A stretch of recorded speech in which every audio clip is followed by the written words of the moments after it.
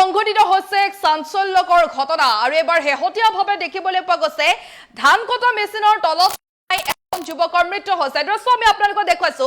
এবাৰ স্থান হৈছে বিলাসীপাৰাত আৰু এতিয়া এই ঘটনাক কেন্দ্ৰ কৰি বিলাসীপাৰাত তীব্ৰ উত্তেজনা বিৰাজ কৰিছে। যিহেতুকে 4 দিন একেলেঠাৰিয়ে চলিছিলে সেই ধান কটা যি মেচিন, সেই মেচিনটো একেলেঠাৰিয়ে চলিছিল, ফলত মেচিনটোৰ কিছু বিজুতি ঘটিছিল, যাৰ বাবে এজন যুৱকে যিহেতু সেই যুৱকজনৰ মৃত্যু হৈছে বুলি জানিব পৰা গৈছে। যুৱকজনে সেই মেচিনটোৰ তলত সোমাই মেচিনটো ঠিক কৰি আছিল আৰু তেনে অৱস্থাতে কিন্তু ক'ব লাগিব মেচিনটো যেতিয়া ষ্টাৰ্ট হৈছিল তেতিয়াই যুৱকজনে অকস্মাত এতিয়া মৃত্যুক আঁকোৱালি লৈছে। সবিস্তাৰে খবৰে মুহূৰ্তত আপোনালোকৰ মাজলৈকে লৈ আহিছো আৰু ইতিমধ্যে আমি জনাইছো খবৰ ৰাজ্যত এতিয়া দেখিবলৈ পোৱা গৈছে এক চাঞ্চল্যকৰ ঘটনা সংঘটিত হৈছে।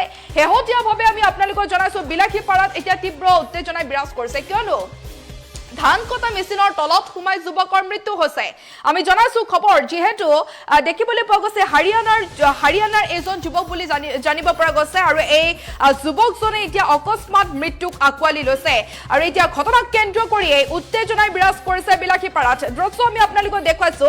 আথানি আৰক্ষী চকীৰ অন্তৰ্গত দালানেৰ আলগা 2য় খণ্ড গাঁৱত ধান কটা মেচিন মেৰামতি কৰি থাকোঁতে হাৰিয়ানাৰ এজন যুৱকৰ মৃত্যু হৈছে। আমি আপোনালোকক দৃশ্য দেখুৱাইছো।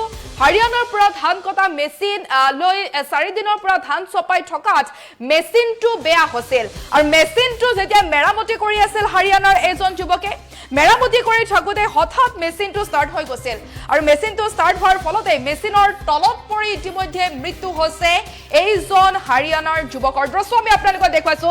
এক প্ৰকাৰ এতিয়া দেখিবলৈ পোৱা গৈছে বিলাসীপাৰাত তীব্ৰ উত্তেজনাই বিৰাজ কৰিছে, যিহেতুকে এক চাঞ্চল্যকৰ ঘটনা সংঘটিত হৈছে বিলাসীপাৰাত। আমি আপোনালোকক দৃশ্যাংশ দেখুৱাইছো আৰু এতিয়া দেখিবলৈ পোৱা গৈছে পশ্চিম বিলাসীপাৰাৰ এয়া দৃশ্য।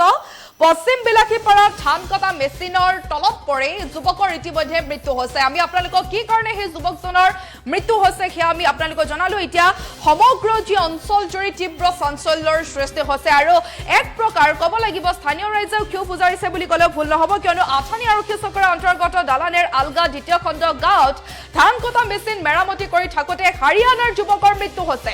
আমি জনাইছো খবৰ, কৰুণ মৃত্যুক লৈছে হাৰিয়ানাৰ এজন যুৱকে। হাৰিয়ানাৰ পৰা ধান কটা মেচিন লৈ 4 দিনৰ পৰা ধান চপাই আছিল। 4 দিনৰ পৰা কণ্টিনিউ তেখেতে ধান চপাই আছিল বুলি জানিব পৰা গৈছে। একেলেঠাৰিয়ে তেখেতে ধান চপাই আছিল।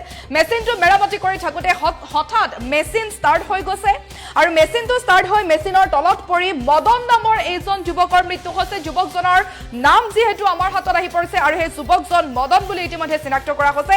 মন্তব্য আছে আমাৰ হাতত, সেয়া আমি আপোনালোকৰ মাজত লৈ আহিছোঁ।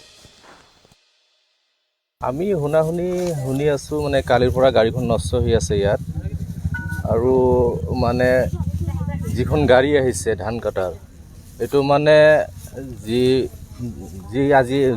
যিজন মানুহ আজি এক্সিডেণ্ট হৈছে এখেতে মেকানিক কৰি আছে। গাড়ীখন কিবা প্ৰব্লেম হৈছে, সেইকাৰণে গাড়ীৰ নিচত সোমাই কিবা 2খন তাৰ একেলগে লগাই দিছে, নেগেটিভ আৰু পজিটিভ, অটোমেটিক ষ্টাৰ্ট হৈ গৈছে আৰু তো গাড়ীৰ নিচতে আছিল।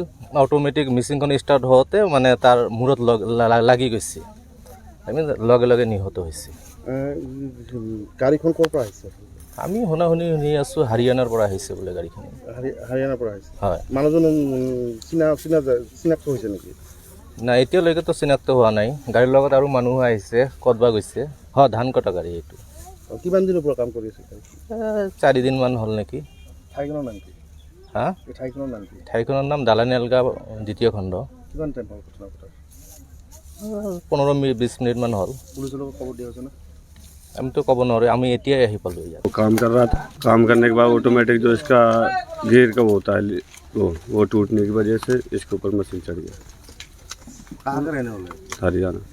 उसका नाम क्या है? इसका नाम मदन। मदन है। मदन क्या लिखता है टाइटल? टाइटल कुछ नहीं लगाते हमारे इधर, ओनली नाम। उसका घर कहाँ है? उसका घर भी हरियाणा है। घटना कितना टाइम में हुआ है? ये जो घटना घटा है कितना टाइम हुआ है? हो गया होगा 30-40 मिनट के लगभग। ये मशीन के नाम क्या है? मशीन का फील्ड किंग।